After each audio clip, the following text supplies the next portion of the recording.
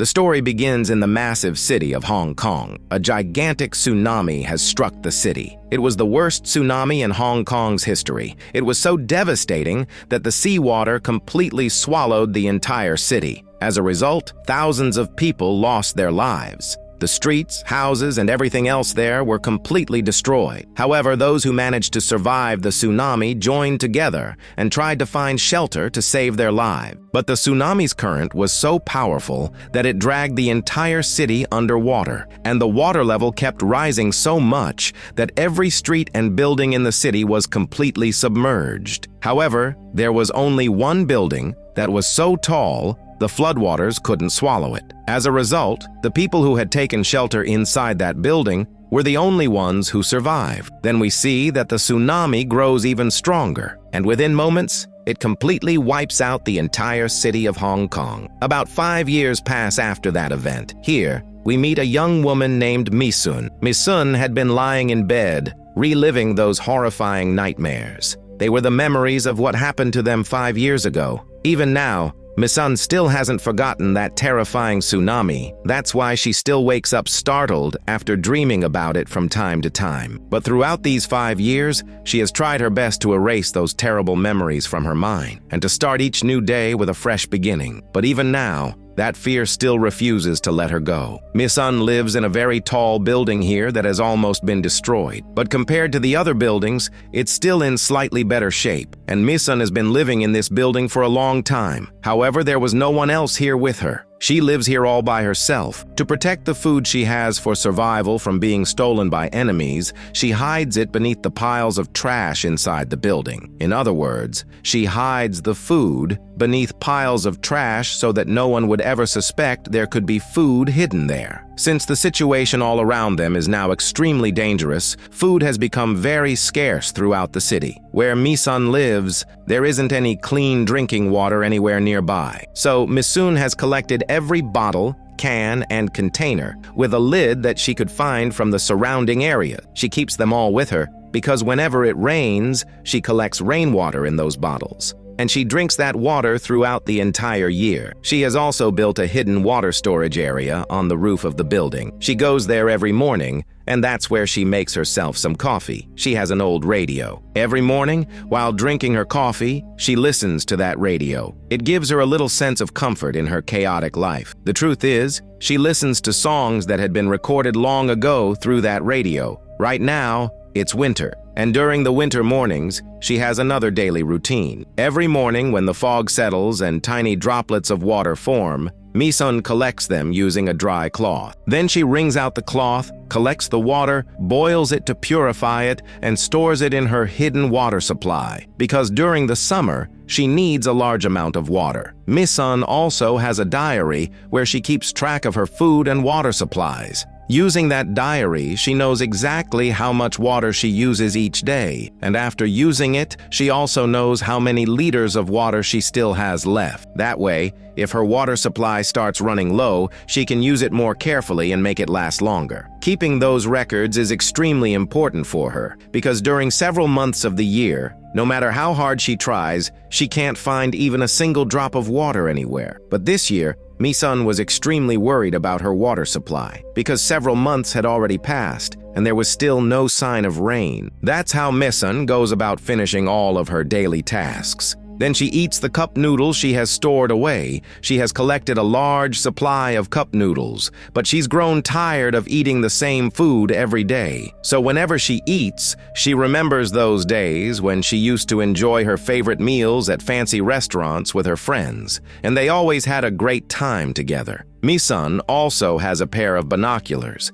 Every day she uses them to keep an eye on the surrounding area. She's always checking if there are any other survivors nearby who might attack her and steal her food and water. Then we see that only a few buildings in the city are still standing. Some of the other buildings have become so unstable that they're slowly collapsing one by one. And almost every building is still submerged underwater, because after the tsunami, the entire city has remained underwater. The floodwater still hasn't receded. However, in the buildings that are still standing, there are a few survivors just like Misun. While scanning the area through her binoculars, Misun spots a box floating in the flooded street. She quickly walks back to her room. Then she goes to the window and gets a hook ready. The truth is, she had already prepared everything for moments like this. So if she ever spotted something useful outside, she could pull it in. Since nearly half of the building is underwater, she can't simply go outside to retrieve anything. She has attached a knife to the front of the hook. Then, following her usual method, she fires the hook and the knife flies straight into the box. Misun starts pulling the box toward herself, but then she realizes that something underwater is pulling the box away from her. And when the box is suddenly yanked with tremendous force,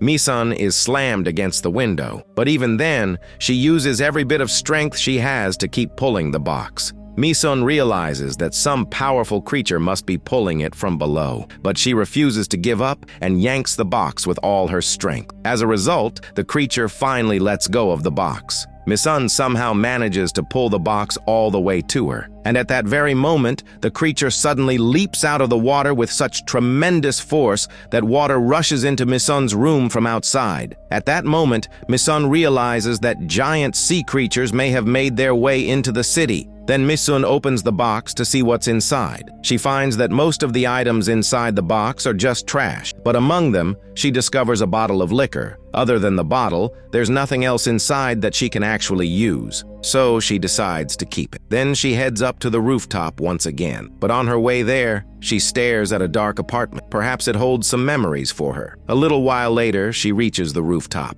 Once she's there, she realizes that the pain in her hand has become much worse because the creature had pulled the box with incredible force. As a result, her hand has been badly cut. Then, to ease the pain a little, Misun pours some liquor from the bottle over the cut on her hand, hoping it will help reduce the pain. After that, she wraps the wound with a piece of cloth. Just then, she hears a sound coming from the distance. She quickly checks it through her binoculars. Misun sees that 2 ships are heading this way. That immediately terrifies her. The ships actually belong to pirates. They travel around the city by ship, raiding different places and stealing food, water, and every other essential supply from the survivors. Misun sees that they've already attacked several buildings. Meanwhile, a man in the building next to Misun's was watching her through binoculars. Frightened, Misun quickly hides, because she believes the man on that rooftop might be one of the pirates, and maybe they're targeting her now. So Misun quickly leaves the rooftop and heads back to her room. She hides every useful supply she has.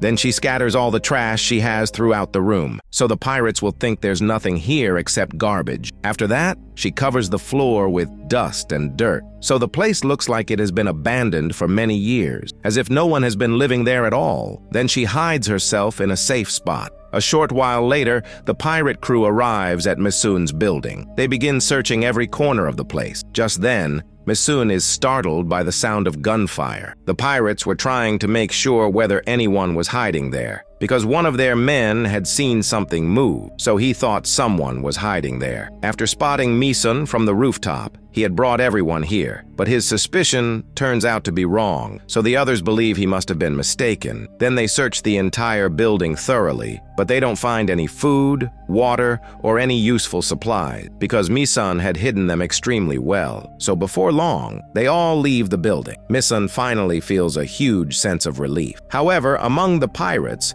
Misun notices a 15-year-old boy. The moment she sees him, she's reminded of her past, when she used to have so much fun with her little sister. The truth is, Misun loved her little sister very much, even though she was only her half-sister. Still, the two of them were always very close. Misun loved her like she was her own child. After the pirates leave, Misun goes outside. Then she finds another box. She starts searching the box for another bottle of liquor so she can drink and pass the time. But there was nothing inside except trash. However, after searching for quite a while, Misun finds some food at the very bottom of the box. There were a few half-rotten fruits and a jar of jelly. Misun tastes the jelly. She realizes it's still perfectly fresh. That makes her very happy. But just then, she looks ahead and sees a little child floating inside a box. Misun assumes the child is already dead, so she doesn't go over to check on the child. Instead, she focuses on searching for supply. While Misun was busy gathering those items, she realizes that someone has entered her building. It turns out to be another survivor. The survivor finds the secret place where Misun had hidden her food and starts taking it. Just as Misun is about to say something, she realizes that the survivor is blind, so she doesn't say anything at all, because surviving while blind is even harder than life itself. Even though she sees him, she pretends she didn't. Later that night, just as she's about to go to sleep, she hears another strange sound, but when she checks, there's no one there. Then Misun washes her face and lies down again. Still, she has a feeling that someone is there. So she places a bar of soap on the floor, hoping that if someone is hiding there, they'll slip on it and she'll be able to catch them. A little while later, when Misun hears another noise and rushes over, she sees a little girl there. It was the same little girl Misun had seen floating inside a box earlier that morning, which means she's still alive. Misun immediately tries to catch the little girl, but the little girl attacks Misun and runs away. She had actually made her way into another room. She was carrying one of Misun's cans of chicken. She had even stolen several candles from Misun. As she kept searching for more supplies, she eventually reached a hidden door. It was locked, and Misun had never opened that door. Just as the little girl was about to take more food, she heard Misun's voice again and ran away. Misun searched everywhere for the little girl, but after failing to find her anywhere, she quietly went to bed. That night, she dreamed about her old memories. She had gone shopping for clothes for her little sister's birthday. One of her friends was with her. Misun was telling her friend that she would soon leave her home so she could live away from her parents. From this, we can understand that Misun probably didn't have a good relationship with her family. The next morning, when Misun wakes up, she goes to her secret stash to get some food. But when she gets there, she discovers that a lot of her food has been stolen. She realizes that the little girl must have taken it, so she starts looking for the girl. After searching for a long time, she finally finds her in one spot, but the little girl had fallen asleep. Seeing her like that, Misun feels sorry for her, so she doesn't say anything to the child. Instead, she goes to make some food. A little while later, the little girl wakes up. When she doesn't see Misun, she starts searching the building for food again. After looking around for quite some time, the little girl finds a photo of Misun and her little sister. While she was looking at the photo, Misun suddenly walks in. The moment the little girl sees Misun, she gets scared and runs away again. But Misun quickly hides the photos again. However,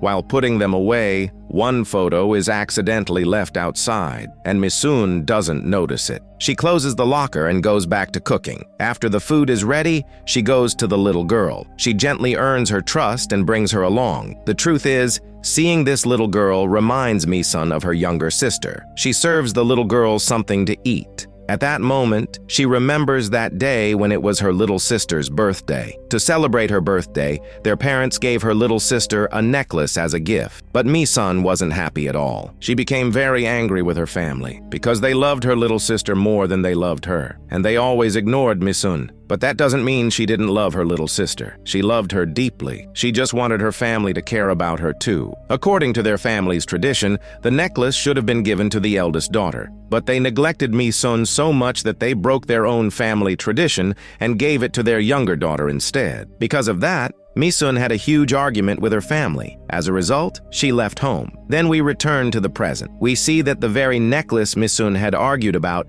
is now around her neck. Meanwhile, the little girl sits there quietly. She seems to be lost in thought. When Misun brings her food, the little girl doesn't say a single word. Misun realizes that the little girl has probably lost her family, and she may not have recovered from that heartbreak yet. So Misun comforts her. She gently reassures her and encourages her to eat. After they finish eating, Misun carefully makes a nice bed for the little girl. Then she tells the little girl to sleep peacefully in the bed, but the girl just stands at a distance and looks at it. She doesn't lie down. The truth is, she still can't trust Misun, because in the world they live in now, everyone has become selfish. The next morning, the little girl returns everything she had stolen from Misun. Misun is very happy with the little girl. Then she takes her up to the rooftop. There, she cooks some noodles for the little girl. Then the two of them sit together and eat noodles. Little by little, the girl starts to trust Misun. As Misun eats her noodles, the little girl tries to copy the way she eats. But while trying,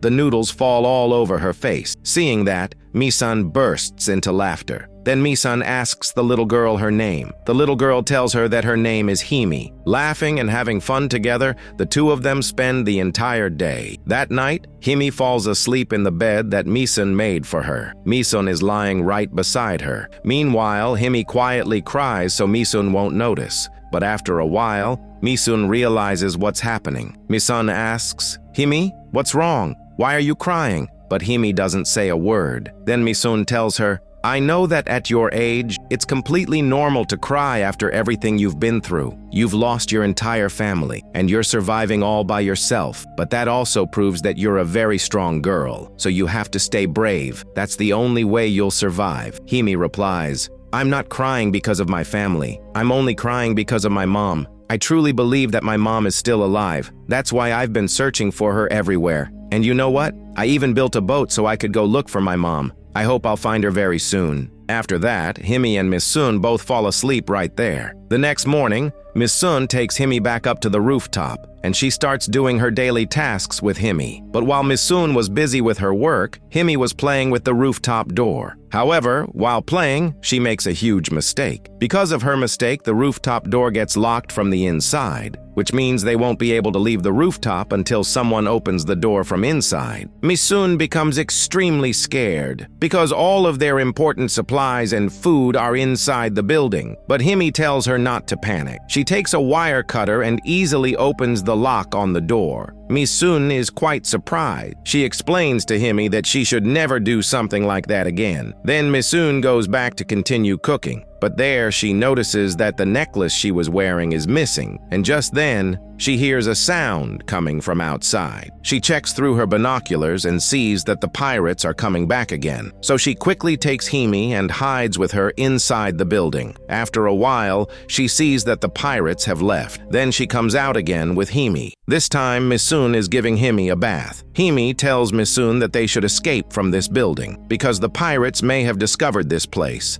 But Misun tells her that even if she wanted to, she couldn't leave this place. Because she has developed a special attachment to this building. This is her home. To her, this building has now become like her family, so she doesn't want to go anywhere else. Then Misun asks the little girl, "Did you take my necklace?" The girl tells her that she didn't take it. But Himi becomes extremely angry at Misun because she thinks Misun was accusing her and didn't trust her. So she angrily takes some belongings and starts living separately from Misun. Even though Misun tries many times to calm her down, Himi refuses to talk to her, and this is how several days pass. Then one day, Misun discovers that the water she had secretly stored in one place has been stolen. The containers are empty, and there is no water left. Misun becomes extremely worried, but after a while, she learns from Himi that Himi had used the water. She had used it to clean something. Because of this incident, Misun remembers another memory from her past. She was living at home with her family. At that time,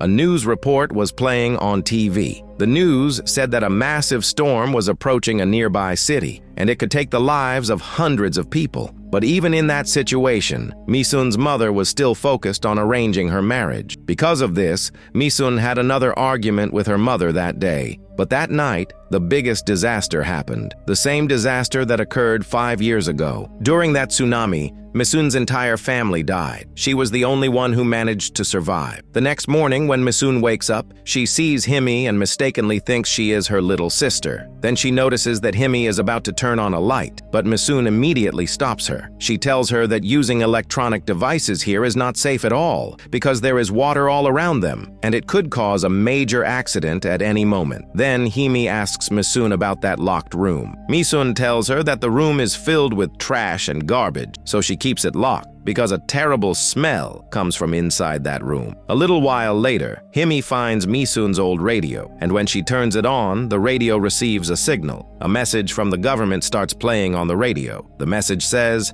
"If there are any survivors still alive nearby, please come to a place called Gungchun. We have built a shelter here for survivors. We have enough food, water, and medicine available. You can live here safely." Hearing this, Himi becomes extremely happy, because to her, it felt like her mother might be there. She also believed that they could finally live a much better life there. So she runs to Misun and tells her about it. But Misun isn't surprised at all. because she had already known about the shelter for a long time. However, she never had the courage to go there, because she doesn't even know where Gyeongchun City is located, and she has no idea how long it would take to reach there. Besides, she doesn't have a boat to travel there. Himi keeps insisting that they should go there, but Misun tries to explain that they are already safe here. They don't even have a boat, and taking such a huge risk to go there wouldn't be the right choice, because the waters outside are now filled with dangerous creatures, including sharks. If they accidentally fall into the water, there would be almost no chance of surviving. So Misun says she wants to stay where she is. Hearing this, Himi becomes very upset. She tells Misun, "Why are you so scared? You're still trapped here because you don't have any courage." Saying that, Himi angrily walks away. After waiting for a long time and hearing no response from Himi, Misun goes inside to check on her. There, she sees that Himi has made a small raft-like boat using piles of trash. She has even found a gun because she wants to use that raft to travel to Gyeongchun. But Misun becomes extremely angry. She immediately takes away all the things from Himi. Then she tells her, "Even after I tell you something once, you still don't understand. Do you think you're the only brave one? Do you really think you can reach Gyeongchun with these things? I already tried this 5 years ago. I tried many times to get there like this, but I failed every single time. Because reaching that place without a proper boat is impossible. So stop thinking about this." The next morning, while Himi was sleeping, Misun quickly wakes her up, because after many days, it has finally started raining. Then the two of them start collecting as much water as possible in every bottle they have. Along with bottles, they also collect water in pots, buckets, bowls, and every other container they can find. After collecting so much clean water, both of them become very happy. A little while later, while Himi was sitting somewhere, she notices something lying at a distance. It was the necklace of Misun that she had been searching for. Meanwhile, Misun finds the photo of herself and her little sister. Seeing the picture, Misun becomes very emotional and misses her sister deeply. But when Himi notices this, she comforts Misun. That night, when Misun goes to sleep, she feels like there is something underneath her pillow. When she checks, she finds the necklace there. She becomes a little surprised. She realizes that Himi must have found it and placed it near her bed. But after realizing this, Misun feels terrible about Himi because she had suspected Himi for no reason. Besides, she had treated the little girl badly, and she knows that she was completely wrong. Thinking about all of this, Misun feels very ashamed. Then she goes to the rooftop and sits with Himi, talking with her. The next morning,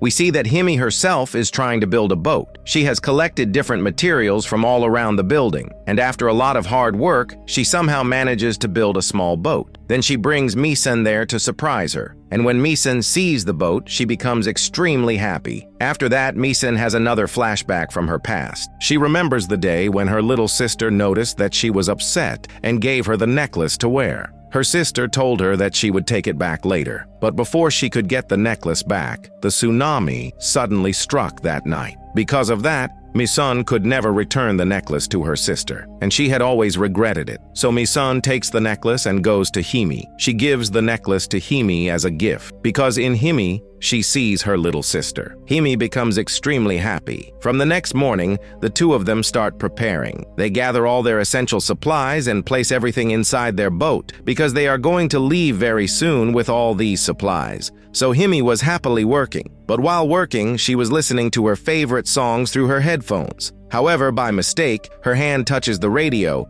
and the headphones get disconnected. As a result, the music starts playing at a very high volume throughout the entire building. Himi and Misun become extremely scared. They quickly turn off the music, because if the pirates hear it, they will come here immediately. Misun then goes to the rooftop and uses her binoculars to check if the pirates are nearby. She sees that the pirate group is heading toward them. Because they heard the sound of the music, they realize that there must be someone living here. So Misun quickly takes Himi and hides all of their important supplies. But there wasn't enough space for both of them to hide together. So Misun hides Himi inside a closet and tells her to stay completely silent. Then she runs to the room that was always kept locked. Misun somehow hides herself inside that room. A short while later, the pirates arrive at the building. This time, they are completely sure that someone is here, so they start destroying everything inside the building. They search every corner and every hidden place. During their search, they find some family photos of Misun,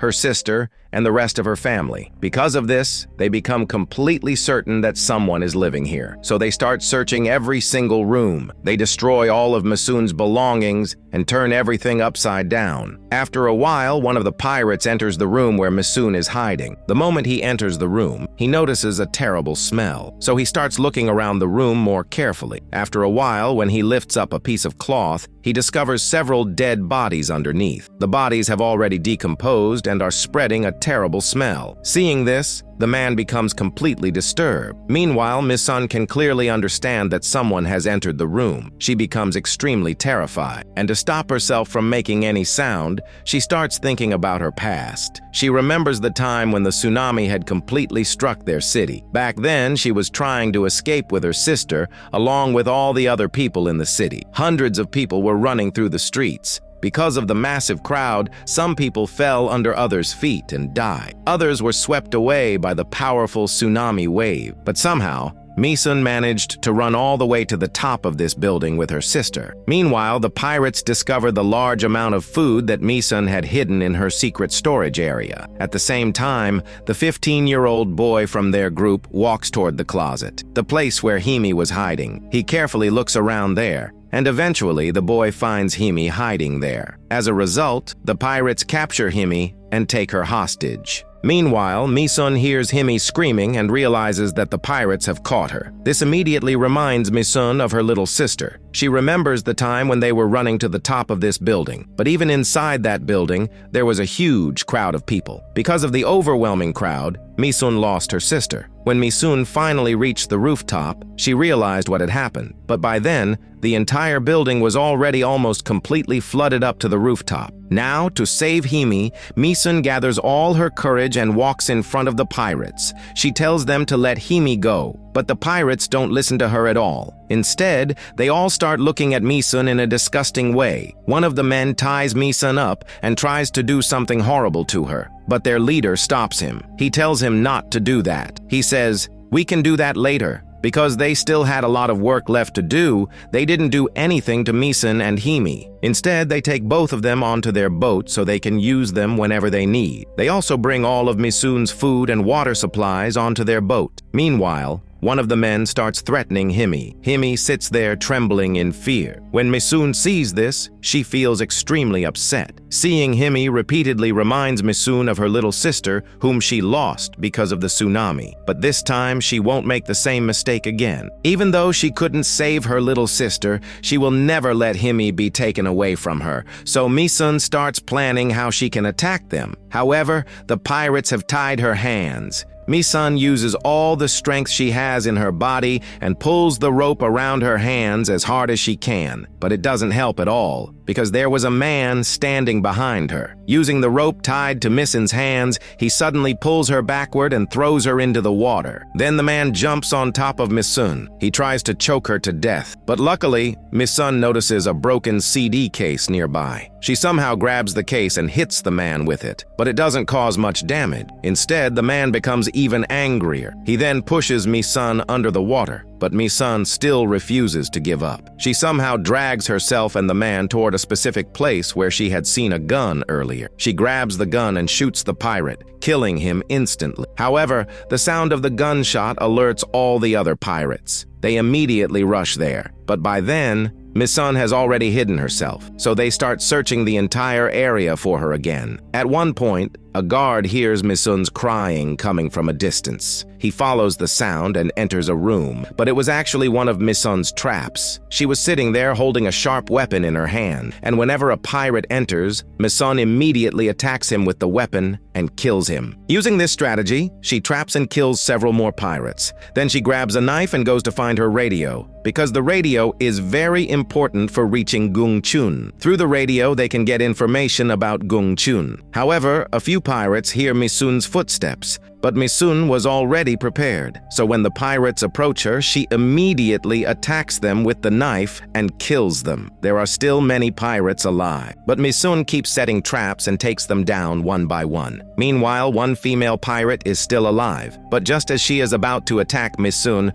Misun cleverly pours oil on her and sets her body on fire. On the other side, their leader is still alive. He immediately attacks Misun. However, after fighting for a long time, Misun has become extremely exhausted, so she can't keep up with the leader. Because of that, the leader repeatedly attacks her with a knife. But Misun cleverly manages to turn off the light in the room. Taking advantage of the darkness, she stabs the leader in the neck. As a result, the leader dies as well. But just then, the young boy from the pirate group runs toward Misun and attacks her. However, Misun cleverly moves upstairs. When the boy follows her to the rooftop, Misun quickly closes the door from inside. As a result, the boy gets trapped on the rooftop, which means he can no longer leave even if he wants to. He becomes terrified. Crying, he begs Misun not to leave him there. He promises that he won't tell them anything and says that he made a mistake. Hearing the boy cry, Misun feels sorry for him, and just when she is about to open the door,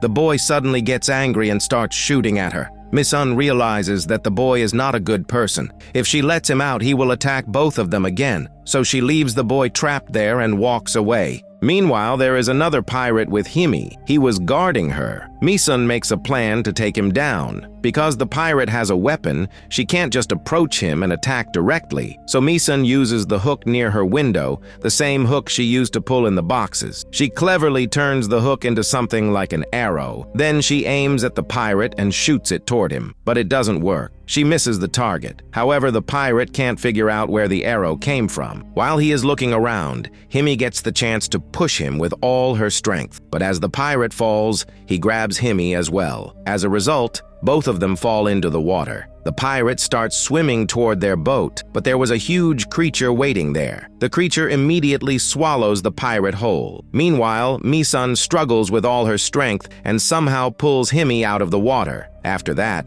they don't want to waste even a single moment there. Now they want to leave for Gungchun without any delay. The pirates had already stored a lot of food and water on their boat, so the two of them don't have to worry anymore. They can finally continue their journey safely. They decide to use the pirates' boat to travel there. They also take the radio with them. That night, they begin their journey toward their destination. Misun peacefully falls asleep inside the boat. The next morning after waking up, she connects the radio inside the boat. After hearing the location through the radio, they look ahead, and from a distance, they finally see Gungchun City, the place they were heading toward. There are many shelters there. Seeing this, both of them become extremely happy, because now they won't have to live in fear anymore. They won't have to stay trapped in one place either. There, together with others, they will begin a brand new life.